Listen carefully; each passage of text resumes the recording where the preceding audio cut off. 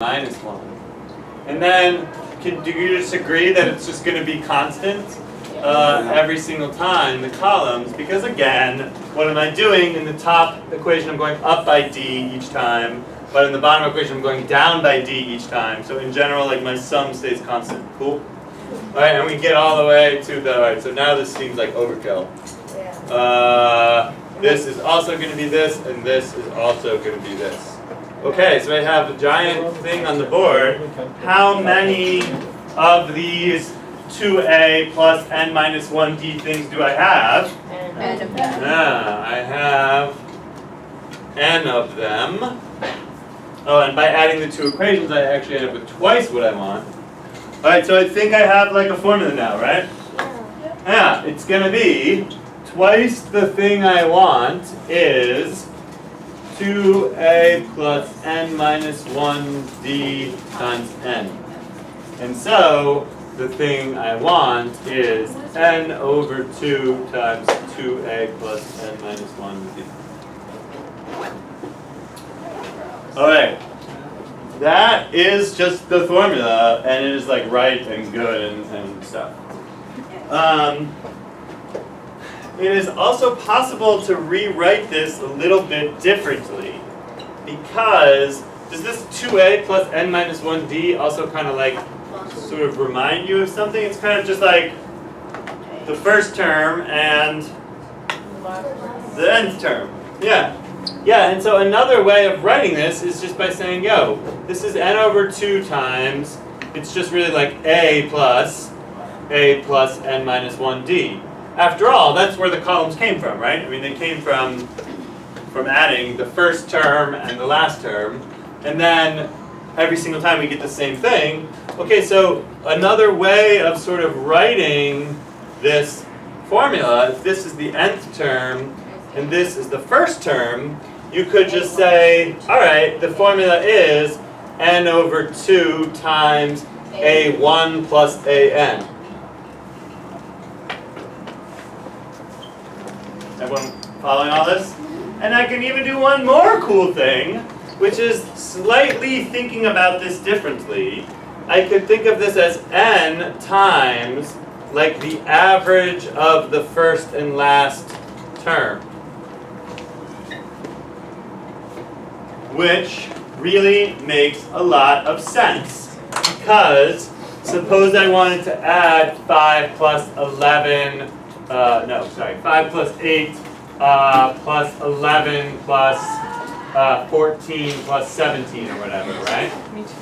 Well, look, man, this is arithmetic. So like 8 and 14 are each like 3 more and 3 less than 17. And 5 is like 6 less and 6 more than 17. So really you could sort of redistribute and think of this as just like a whole bunch of 11s. Yeah. How many 11s? N over 2. Yeah, n of them, yeah. So that's what this says. This says take the average of the first and last term, which is either the term in the middle if there are an odd number of terms, or if there are an even number of terms, it's the average of the 2 terms in the middle. And basically you just have n of those. All right, how are we feeling? Good, all right, let's do 2 example problems and then we're done. I don't know what I have a piece of paper around here somewhere. There it is. Woo woo. Okay, good. I give you an arithmetic sequence. And what I want you to do is find S sub 13. Go. I give myself another.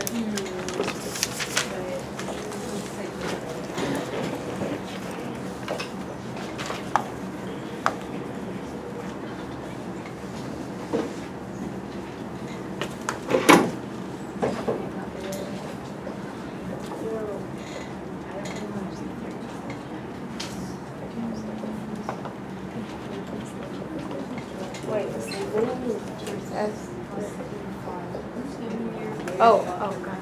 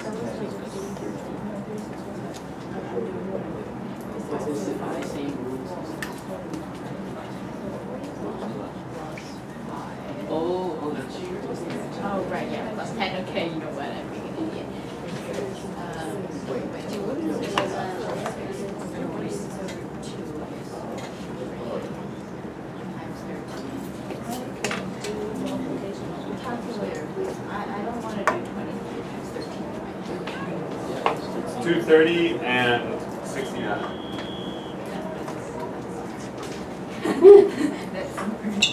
I'm gross. I can multiply two-digit numbers. Alright, did you get what I got? Yes. Yeah. I just like did the formula basically. Yeah. Like kind of mindlessly just applied the formula. I want to sum the first 13 terms, so it's n over 2. Yeah, that's what S sub 13 means. yeah. Sorry, I didn't mention that. Okay, yeah, S sub 13 means the sum of the first 13 terms. Alright, how are we doing? That was like the chill problem. Yeah. Sorry. Yeah, I should have mentioned that. Yeah. Yep, everyone get it now? S sub n stands for the sum of the first 13 terms. So that's why we put this little. Alright, the second problem is more difficult. Do we have time? Sure we do. Now it says, I've given you an arithmetic sequence, and the dot dot dots are okay because I'm telling you in advance that it's arithmetic. And I'm telling you that the sum of the first n terms is 279. So, what is n? And no guessing and checking. Find n such that the sum of the first n terms is 279.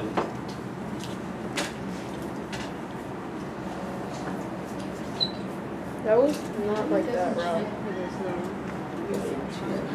I don't know if I did this wrong, but like it wasn't that wrong.